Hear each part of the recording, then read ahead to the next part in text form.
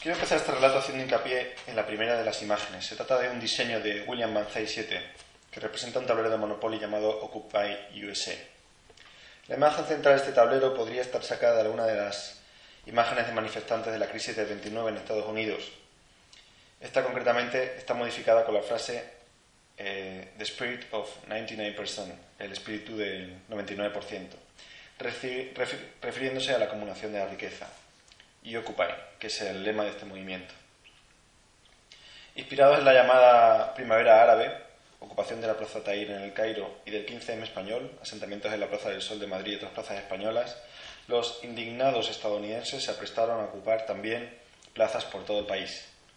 Una de las más importantes la llevada a cabo en la rebautizada Liberty Plaza, o Zuccotti Park, en Nueva York. El concepto hacker de Banzai 7 no es nuevo. Como un medio relevante desde el punto de vista cultural y procedural, los juegos y los videojuegos se nos ofrecen como excelentes herramientas capaces de ayudarnos a entender, participar e interiorizar en las peculiaridades de sistemas complejos. El PlayLab 2. Bueno, el concepto de PlayLab, laboratorio para jugar, nace en el seno de Ars Games a principios de 2009 y se materializa a principios de 2010 con la colaboración de Media Lab Prat, de Sony PlayStation España, también. Desde las investigaciones de nuestra organización tenemos conciencia de los pilares que sustentan al videojuego y que lo convierten en un perfecto motor de influencia e innovación. Su necesidad y naturaleza tecnológica y digital, su capacidad para generar nuevos mitos y cultura y finalmente su poder de generar un tejido industrial e influencia económica. Concretamente en Estados Unidos aproximadamente 4,7 billones con B de dólares. Con esto en mente pensamos que era interesante generar un laboratorio de experimentación en videojuegos aunando perfiles artísticos y técnicos. Literalmente la convocatoria de PlayLab 1 rezaba de esta forma. PlayLab propone explorar el contexto del juego y del videojuego como espacio para la creación, la experimentación, el aprendizaje y la reflexión. La convocatoria está dirigida a la presentación de proyectos para su producción colaborativa en un taller en Madrid. Las actividades del PlayLab se proponen como un proceso de investigación abierto y participativo desde el que abordar este fenómeno cada vez más extendido e influyente del videojuego en nuestra sociedad contemporánea, explorando su potencial crítico, su capacidad para crear espacios de socialización más allá de lo puramente comercial y estandarizado, y sus posibilidades para el aprendizaje. El PlayLab se interesa también por la historia del juego y del videojuego, indagando en posibles genealogías y estudiando los efectos sociales, cognitivos y psicológicos que son propios del videojuego actual. Bueno, pues este PlayLab 1 no contaba con ningún núcleo temático monográfico más allá de esta exploración de potencial crítico y la capacidad del juego para crear espacios de socialización, es decir, apartarse un poco del mainstream. Había, eso sí, algunas líneas de trabajo propuestas desde la convocatoria, que se pueden consultar en la página web, pero bueno, el objetivo único y general era demostrar las capacidades del juego como motor de innovación en el ámbito de la tecnología, lo social y lo artístico. Es decir, se mantiene en este PlayLab 2, en comparación con el PlayLab 1, una estructura de laboratorio, es decir, una selección de profesores técnicos para orientar con conferencias y supervisión durante la ejecución del taller, y dos, se trata de una convocatoria que también es abierta de participación para personas interesadas con perfiles afines a las líneas de trabajo e investigación que se plantean.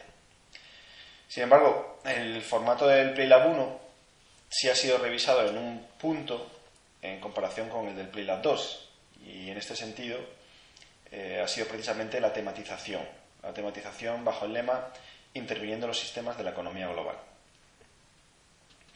Bajo un pensamiento de la economía que se comporta como un sistema complejo, como un modelo de interacción entre partes, con sus propias reglas, pues para Art Games los juegos y videojuegos se perfilan precisamente como sistemas eficaces, plataformas de experimentación y simulación para dichos sistemas económicos. De esta forma se puede también experimentar sobre las teorías económicas actuales y sobre sus consecuencias en un marco seguro, ágil e incluso divertido. Bueno, la visualización de la crisis. La crisis financiera ha sido tratada desde muchos medios y muchos lenguajes, entre ellos la visualización de datos. Y no son pocos los ejemplos. El primero, Alde News. Alde News crea un mapa comparativo entre las noticias de Estados Unidos que más han acaparado espacios en los medios de comunicación: política, cultura, economía y sucesos, siendo la crisis en esta visualización de datos la que más espacio ocupa, seguida por la reforma sanitaria de Obama, Afganistán e Irán. Otro ejemplo, los dos trabajos de Otto Gottfried en Kleptocracy, que son una excelente ayuda visual para comprender la dimensión del gasto y de la deuda. Literalmente, la dimensión, cuando logramos entender que el tamaño de deuda es, en billetes de $100, más del doble de una de las torres gemelas, la verdad es que uno llega a poder dimensionar el tamaño de dicha deuda. Front Whites se definen como innovadores holandeses expertos en ideas frescas, hermosas, visualizaciones e impresionantes interface. En su visualización sobre la crisis creada para la United Nations Global Pulse, entrevistaron a 3.794 personas en 5 países, que son India, México, Irak, Ucrania y Uganda, preguntándoles de diversas formas cómo creen que les ha afectado la crisis económica. En este caso, en vez de centrarse en frías estadísticas de población o económicas, han recurrido al lado emocional, una visualización de subjetividades, digamos. Para resumir una de esas visualizaciones, cuando en India preguntan sobre la situación económica a partir de la crisis, el 21,87% dice que la situación es la misma, el 40,71% dice que la situación es mejor y el 31,27% dice que es peor y el 6,67% dice que es mucho peor. XKCD, que es el cuarto caso, no publica un cómic, como suele hacer habitualmente, sino un gráfico que bajo el título Money, a chart of almost all of it where it is and what it can do, viene a desglosar como una especie de matriosca de dólares qué se puede hacer. Y se está haciendo con dichos dólares de miles en grupos de miles, en grupos de millones, en grupos de billones y, por si fuese poco, en grupos de trillones. Es imposible que esta constelación de correspondencias pueda ser dimensionada en una mente humana. Y la verdad que este gráfico pues es bastante interesante de consultar. La quinta forma de acercarse a la crisis, quizá la más performativa, es implicarse, como hizo Frank Illich, hasta el punto de crear su propio banco. El Space Bank es un banco que tiene su propia divisa, los girasoles, y que, entre comillas, especula con la producción sociocultural y los bienes de consumo, entre los que se encuentran diseños de Arduino y café zapatista.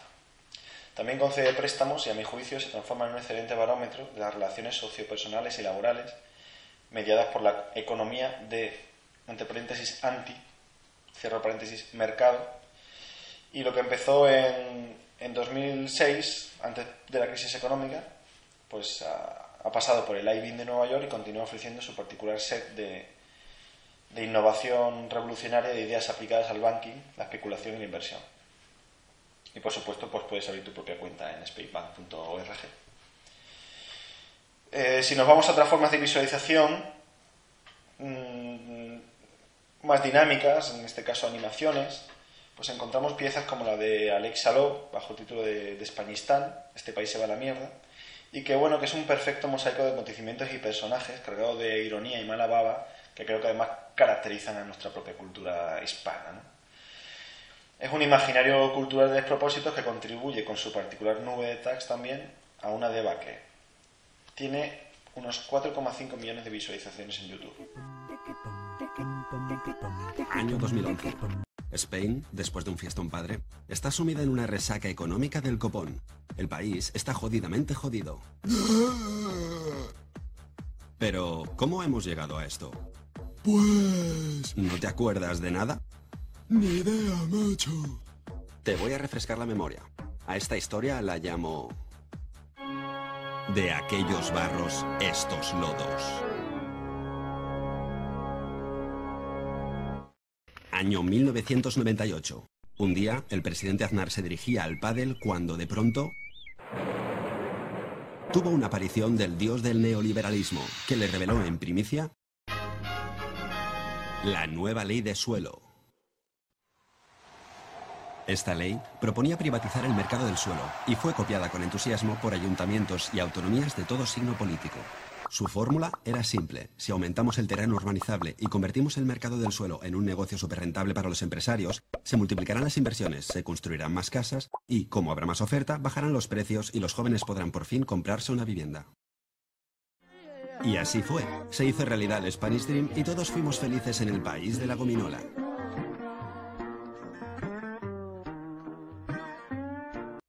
Vale, quizá no fue exactamente así. Vayamos hasta el año 2002. Para entonces, el ritmo de la construcción ya se había disparado. Ese mismo año, Aznar tuvo otra aparición de su dios Yuppie, que le reveló la nueva reforma laboral. La táctica de esta reforma era familiar.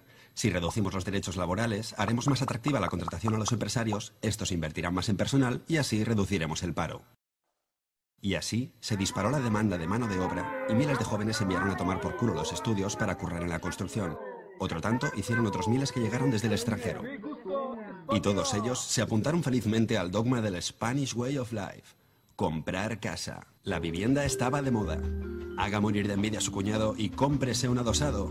No sea un vulgar hippie que vive de alquiler y desgrávese una pasta en impuestos invirtiendo en ladrillo. ¿Problemas para declarar su dinero negro? Don't worry, la vivienda le blanqueará su fortuna. Lo curioso es que la ley de suelo no tuvo el efecto previsto. Al dispararse la demanda de vivienda, el precio de los pisos subió, y eso, a su vez, disparó el precio del suelo, pues se tasaba en función de los beneficios potenciales, cosa que hinchó aún más el precio final de la vivienda. No cabe decir que este margen de beneficios atrajo a miles y miles de simpáticos especuladores. Resultado, el precio de la vivienda se disparó en solo 4 años. Si vamos hasta el 2005, la burbuja ya estaba desatada y España construía en un año más vivienda que Francia, Alemania e Italia juntas. Veamos, a esta playa le falta vidilla. Así está mejor. ¿Y este idílico bosque? ¡Oh, qué bonita ardilla! ¡A tomar por culo las ardillas! Y bienvenido el progreso. Gracias al motor de la construcción, nuestra economía estaba on fire y todo el mundo hablaba del milagro económico español.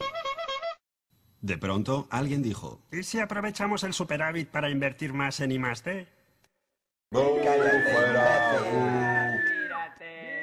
Así era nuestro milagro económico.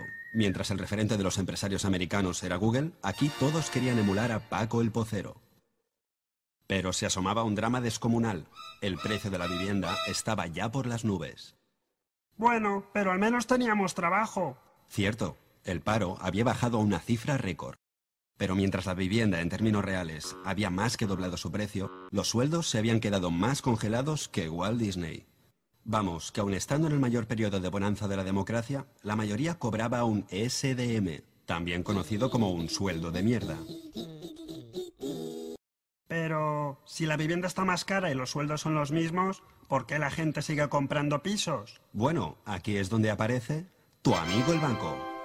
Bancos y cajas no querían perderse el festín y empezaron a rebajar exigencias para conceder créditos. Hola, gano un sueldo de mierda y mi avalista es una tortuga con gorra. Hipoteca al canto. Y tranquilo, para que pueda asumir las cuotas les tiraremos la hipoteca a 40 años. Y si algún día no puede pagar la hipoteca, como los precios siempre suben, vende la casa, recupera la inversión y encima gana dinero. Y recuerde, la vivienda nunca baja. Además, le hincharemos el crédito para que se pague un cochazo, un crucero, una pantalla plana y un smartphone con Wi-Fi y Grommenauer. Y así, por primera vez en la historia, con un sueldo de mierda podías vivir de puta madre. ¡Soy rico! Pero si saltamos hasta el 2007, veremos un panorama dantesco. La deuda de administraciones, familias, empresas era ya descomunal. Como descomunal era la deuda de las cajas con otras entidades financieras. El país entero había raptado a la tía de la lejía y la obligaba a traer más y más dinero del futuro. En otras palabras, no es que nuestra habilidad por crear riqueza trajera consigo el crecimiento, sino que el único motor de riqueza era el crecimiento en sí, y ese crecimiento solo existía gracias a la deuda. Año 2008. La vivienda ya era tan cara que algunos debían hipotecarse a 40 años para vivir en un zulo. Había que parar aquello de algún modo, pero nadie sabía cómo. España entera era como la orquesta del Titanic, tocando sin parar mientras el barco se hunde. Hasta que al fin estalló una crisis crediticia en Estados Unidos que se contagió rápidamente por todo el mundo. Y, de la noche a la mañana, los bancos dejaron de prestar dinero, los inversores dejaron de comprar deuda y el pánico se desató. Como nadie prestaba dinero, se produjo un efecto dominó. El consumo se desplomó, se contrajo la economía, las empresas empezaron a hacer despidos en masa y las familias sin trabajo fueron expulsadas de sus casas por impago. Sin darnos cuenta, habíamos llegado a ese futuro al que habíamos estado robando el dinero. Y descubrimos, de pronto, que éramos pobres. Y lo que es peor, que nunca habíamos dejado de serlo. Y que quizá esto ya no era España, sino Españistán.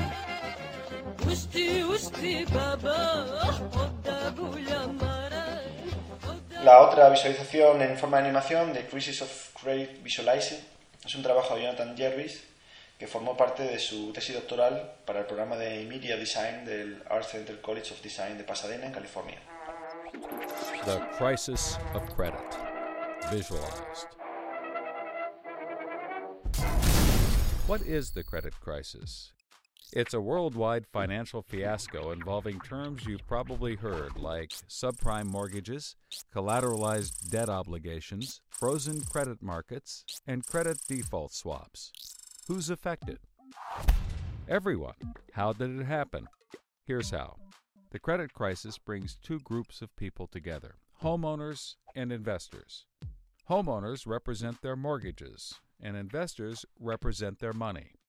These mortgages represent houses, and this money represents large institutions like pension funds, insurance companies, sovereign funds, mutual funds, etc. These groups are brought together through the financial system, a bunch of banks and brokers commonly known as Wall Street. While it may not seem like it, these banks on Wall Street are closely connected to these houses on Main Street. To understand how, let's start at the beginning.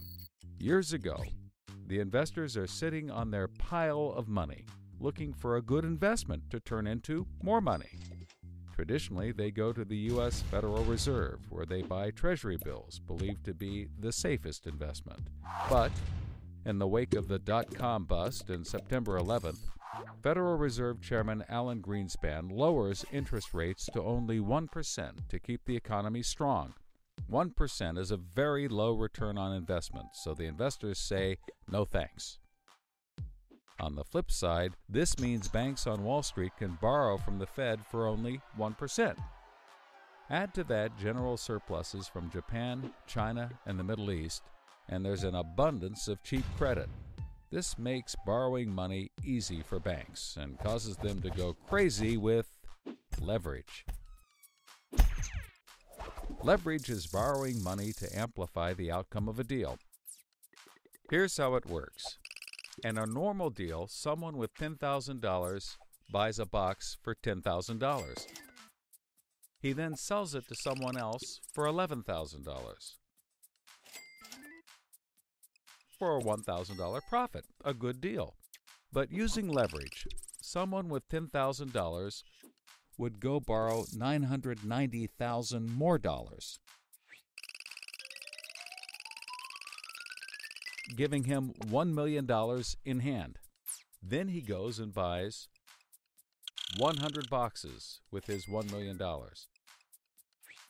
and sells them to someone else for $1,100,000. Then he pays back his $990,000 plus $10,000 in interest. And after his initial $10,000, he's left with a $90,000 profit versus the other guy's $1,000. Leverage turns good deals into great deals. This is a major way banks make their money. So Wall Street takes out a ton of credit, makes great deals, and grows tremendously rich, and then pays it back. The investors see this and want a piece of the action, and this gives Wall Street an idea. They can connect the investors to the homeowners through mortgages.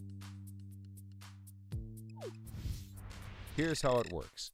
A family wants a house, so they save for a down payment and contact a mortgage broker. The mortgage broker connects the family to a lender who gives them a mortgage. The broker makes a nice commission. The family buys a house and becomes homeowners. This is great for them because housing prices have been rising practically forever. Everything works out nicely. One day, the lender gets a call from an investment banker who wants to buy the mortgage. The lender sells it to him for a very nice fee. The investment banker then borrows millions of dollars and buys thousands more mortgages and puts them into a nice little box. This means that every month he gets the payments from the homeowners of all the mortgages in the box. Then he sicks his banker wizards on it to work their financial magic, which is basically cutting it into 3 slices: safe, okay, and risky. They pack the slices back up in the box and call it a collateralized debt obligation, or CDO. A CDO works like 3 cascading trays. As money comes in, the top tray fills first, then spills over into the middle, and whatever is left into the bottom. The money comes from homeowners paying off their mortgages. If some owners don't pay and default on their mortgage, less money comes in and the bottom tray may not get filled. This makes the bottom tray riskier and the top tray safer.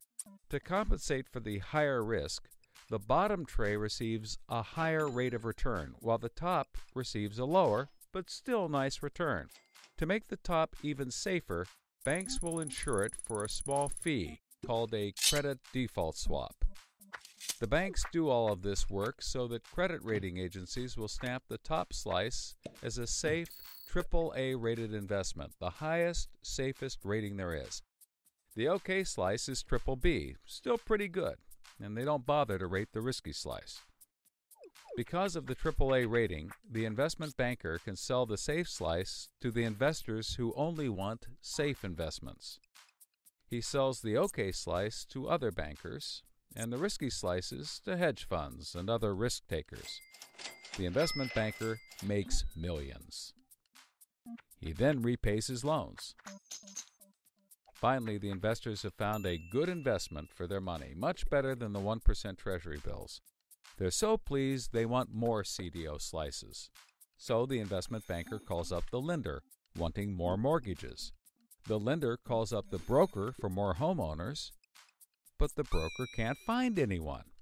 Everyone that qualifies for a mortgage already has one, but they have an idea.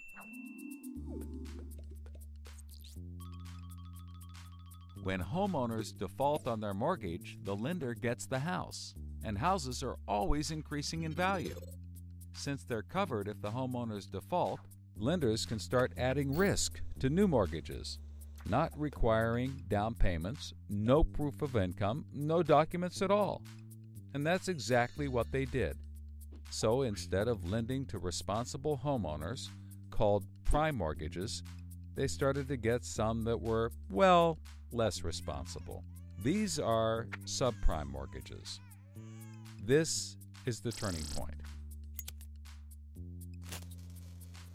So, just like always, the mortgage broker connects the family with a lender and a mortgage, making his commission. The family buys a big house. The lender sells the mortgage to the investment banker, who turns it into a CDO and sells slices to the investors and others. This actually works out nicely for everyone and makes them all rich. No one was worried because as soon as they sold the mortgage to the next guy, it was his problem. If the homeowners were to default, they didn't care. They were selling off their risk to the next guy and making millions, like playing hot potato with a time bomb. Not surprisingly, the homeowners default on their mortgage, which at this moment is owned by the banker. This means he forecloses and one of his monthly payments turns into a house. No big deal. He puts it up for sale. But more and more of his monthly payments turn into houses. Now there are so many houses for sale on the market, creating more supply than there is demand, and housing prices aren't rising anymore. In fact, they plummet. This creates an interesting problem for homeowners still paying their mortgages. As all the houses in their neighborhood go up for sale, the value of their house goes down, and they start to wonder why they're paying back their $300,000 mortgage when the house is now worth only $90,000. They decide that it doesn't make sense to continue paying, even though they can afford to, and they walk away from their house. Default rates sweep the country, and prices plummet. Now the investment banker is basically holding a box full of worthless houses. He calls up his buddy, the investor, to sell his CDO, but the investor isn't stupid and says, no thanks. He knows that the stream of money isn't even a dribble anymore. The banker tries to sell to everyone, but nobody wants to buy his bomb. He's freaking out because he borrowed millions, sometimes billions of dollars to buy this bomb, and he can't pay it back. Whatever he tries, he can't get rid of it. But he's not the only one. The investors have already bought thousands of these bombs. The lender calls up trying to sell his mortgage, but the banker won't buy it, and the broker is out of work. The whole financial system is frozen, and things get dark.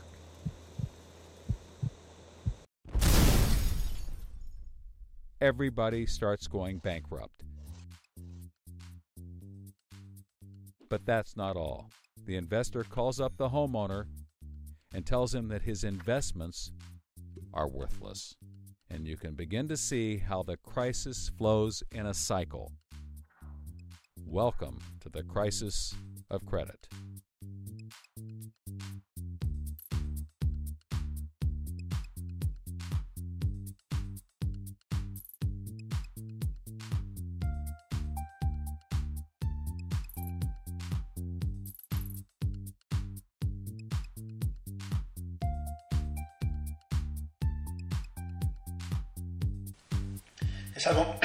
Es algo más difícil de digerir que Españistán, pero a la vez es más profundo en cuanto a definición de las malas prácticas de especuladores, bancos, etc. Hasta llegar a una situación que él cataloga literalmente de bomba caliente, una especie de mezcla entre patata caliente y bomba. A nivel gráfico lo cierto es que es impecable este trabajo. Bueno, después de más de un mes de investigando en temas económicos para el PlayLab, podría hacer también mi particular cartografía conceptual, algo así como una especie de brainstorming map. Tags que flotan en mi mente y de las cuales partir hacia una profundización mayor del tema crisis, quizá. Y bueno, esta nube de tags incluye palabras como bienestar, concentración de capital, recursos, especulación, fuga de capitales, corrupción, productividad, democracia, ecología, violencia, poder, I+D+I, mercados, deuda, empleo. Todos estos tags vienen a configurar los que son para mí 4 puntos cardinales e irreconciliables que actúan de brújula para este vía crucis. Al oeste el dinero, el capital, al este las iniciativas políticas de corte social, al norte los grandes mecanismos macroeconómicos y al sur el sufrimiento emocional y personal, es decir, lo micro. Y bueno, ¿qué papel juega el juego, la redundancia, en todo esto?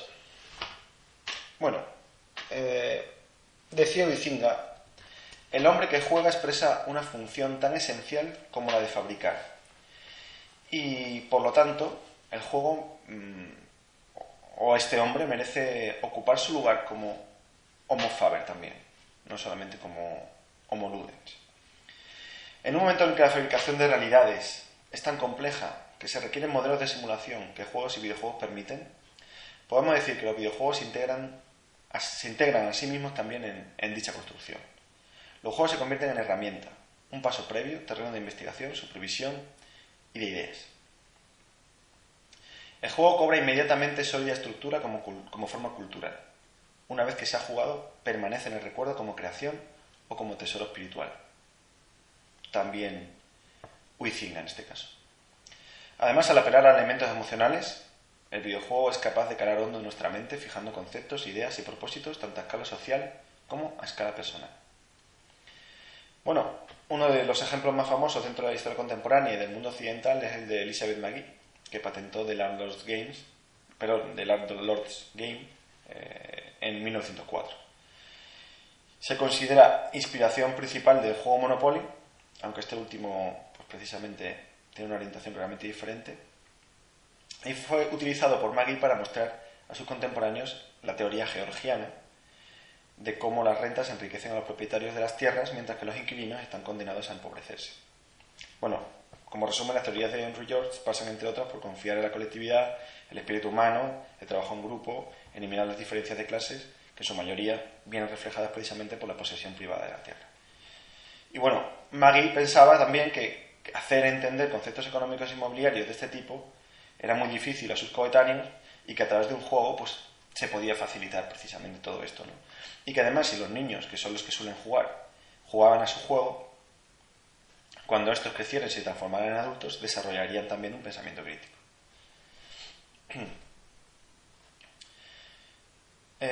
Controla la temperatura del planeta, la humedad, provoca volcanes para enfriar la atmósfera, genera tormentas para que el ozono filtre los rayos solares y no provoquen demasiadas mutaciones. Una vez los animales llegan a la inteligencia, invierte en cultura para que no se maten entre ellos, ve cambiando las preferencias energéticas para que no se produzca demasiada contaminación y, en consecuencia, menos diversidad biológica que lleva más plagas.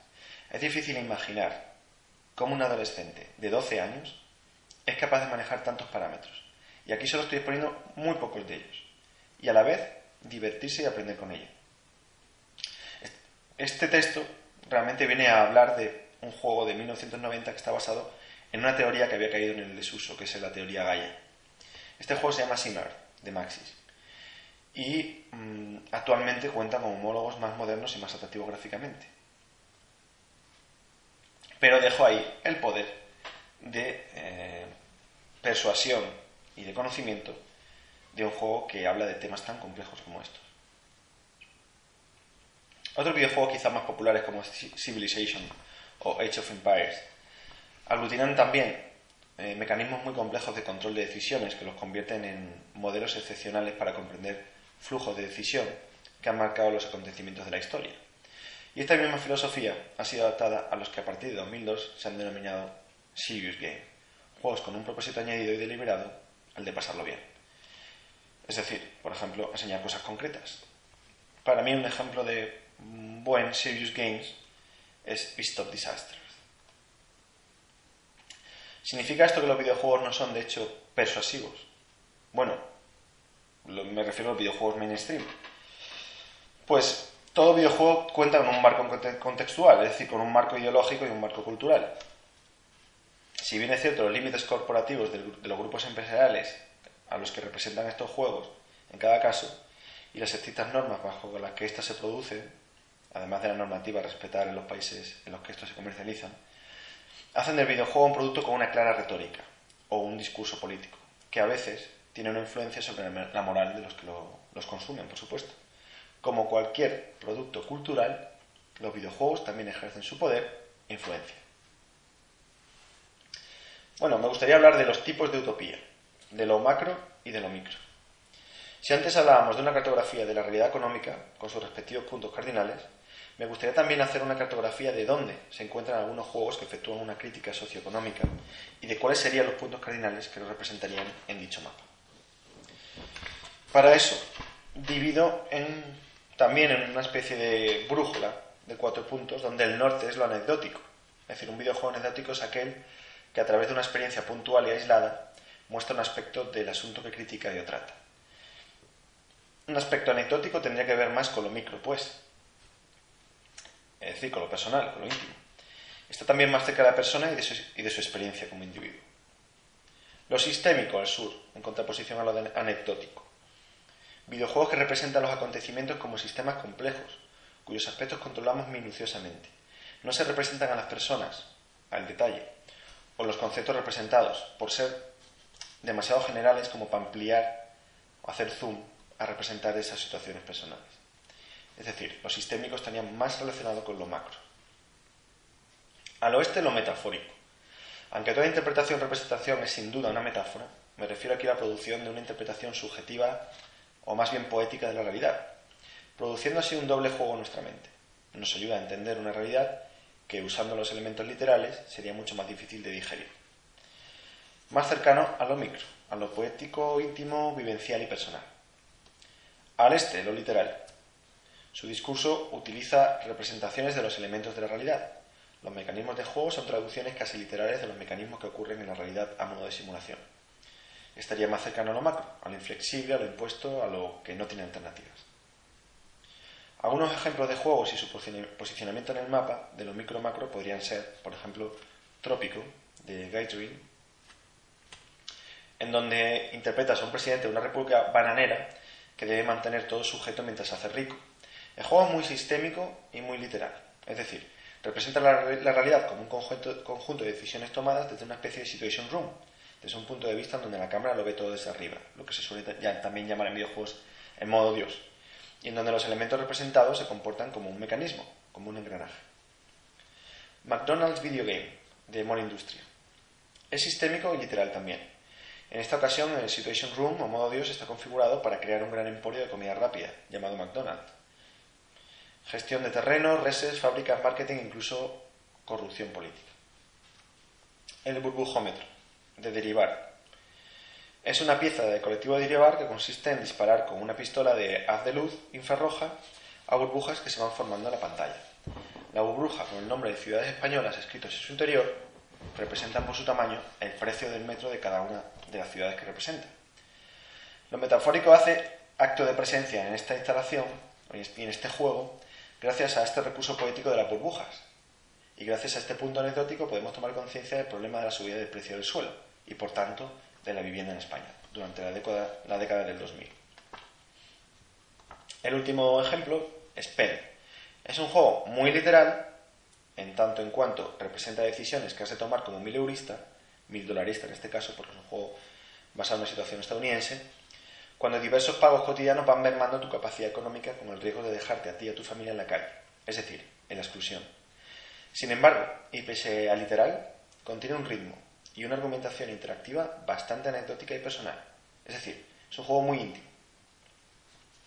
Podría seguir enumerando ejemplos que se movieran en esta franja de lo sistémico, literal, metafórico, anecdótico.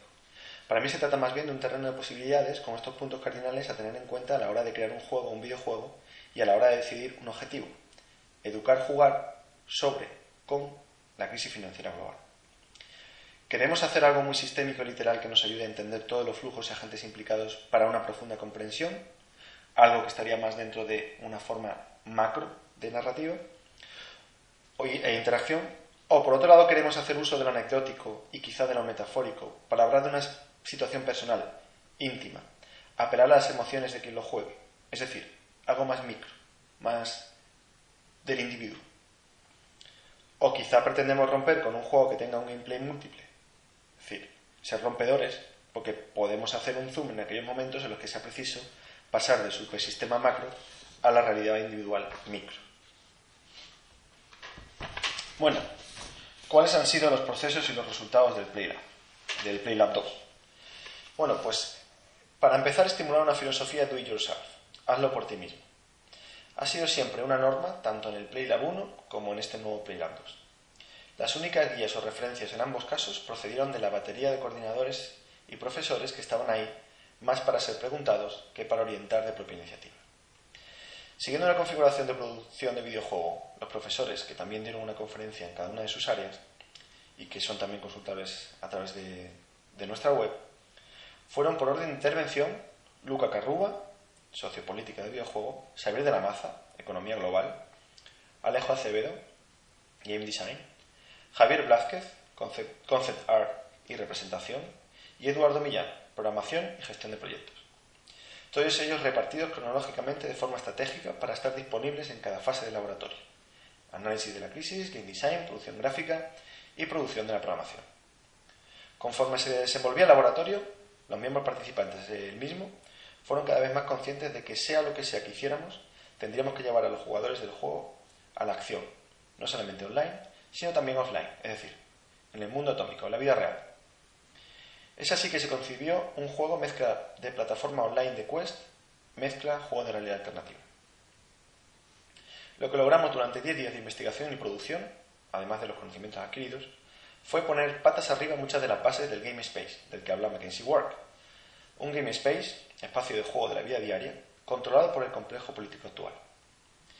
Se trata, por un lado, de una plataforma de acciones, también llamadas misiones o quest, distribuidas para su gestión, puesta en común y ejecución con el objetivo de mejorar, cambiar, modificar y hackear nuestro entorno. Esto significa no solamente una forma de empoderamiento, sino que además significa distribuir el poder de dichas acciones y, en definitiva, distribuir el poder. Es decir, una forma de democracia real participativa. Por otro lado, crear las fases, crear los quests, las misiones, es también este crear quest, crear reglas del juego, qué se ha de hacer y qué se debe valorar y cómo se debe valorar. Por primera vez un juego en el que el guión no está plenamente establecido por una entidad suprapresencial, es decir, una corporación, en donde programadores a la orden de empresas de software continúan prolongando la vida de los mismos discursos de poder o los mismos esquemas y lógicas de relaciones y sus representaciones, sino que más bien este guión, que está constituido por las propias quests de los jugadores, es creado y consensuado por una comunidad con capacidad de opinión y valoración online on real time. Para finalizar, y por si fuera poco, es precisamente esta capacidad de crear comunidad, de generar dinámicas compartidas, lo que genera también empoderamiento y confianza en cada uno de los jugadores que participa en la partida. Una partida sin final de la que somos creadores, jugadores y jueces. Se descartaron explicaciones sobre la crisis financiera a través de ningún tipo de juego de estrategia, ya sea de mesa o digital, a nivel macroeconómico. Descartamos también caer en lo anecdótico para mostrar los estragos sociales de la crisis desde un punto de vista de tragedia micropersonal. Al final, más bien nos centramos en crear una herramienta para el empoderamiento del grupo, algo que nos permitió desnudarnos de todas esas ideas preconcebidas y atacarnos directamente a nosotros mismos en donde más nos duele, que es la inacción que nos impide tomar el control del juego de la realidad. Como diría María Yáñez, días después, en la jornada Jolasean, era necesario que las autoridades egipcias cortaran Internet para que la gente saliera a las calles. Y esto, que habíamos diseñado, tenía precisamente como objetivo eso, conectar la calle con la red, lo que algunos podrían catalogar como un juego de realidad alternativa y cuyo nombre es Última Partida.